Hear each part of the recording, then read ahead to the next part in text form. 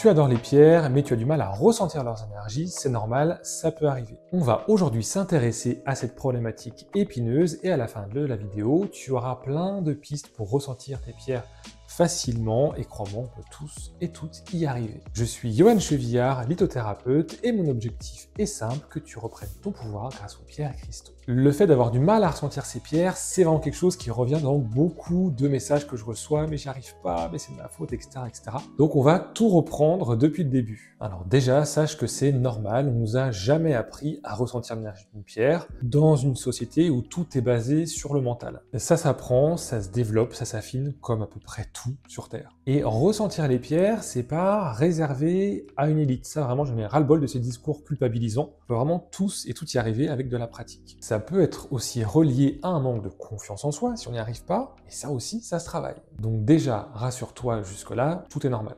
Ressentir les pierres. Qu'est-ce que ça veut dire? C'est écouter ce qui se passe à l'intérieur, dans ton corps, sans le filtre du mental. C'est écouter son corps et tous les messages, tous les petits signaux faibles qu'on va essayer de décrypter. Et c'est souvent très subtil, ça peut être du froid, du chaud, des picotements. T'attends pas forcément un truc extraordinaire. Et plus on va pratiquer, plus on va affiner et comprendre ce que ça veut dire, ce qui se passe quand on ressent une pierre. Mais du coup, comment est-ce qu'on ressent l'énergie des pierres?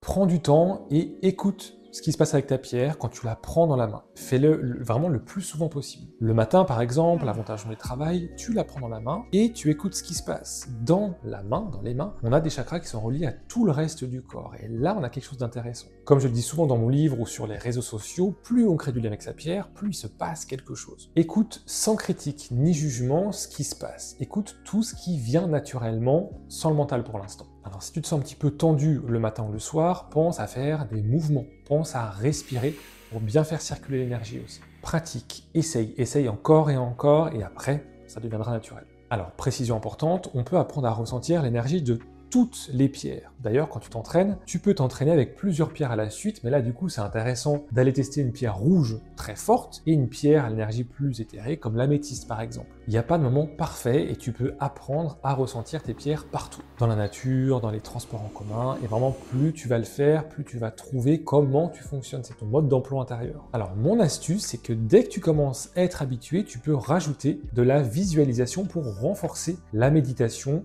Par exemple, si tu portes une pierre jaune pour la confiance, tu peux imaginer du jaune en plus. Et si tu veux aller plus loin, j'ai créé un pack de méditation pour t'habituer à ressentir l'énergie des pierres. Le lien est dans la description de la vidéo. On arrive à la fin de cette vidéo, j'espère qu'elle te sera utile. Alors, garde confiance, entraîne-toi et j'ai aucun doute sur le fait que toi aussi, tu peux apprendre à ressentir l'énergie des pierres. Si tu as des questions, j'y réponds en commentaire. Pense à t'abonner pour ne rien manquer. Prends soin de toi et je te dis à bientôt. Ouh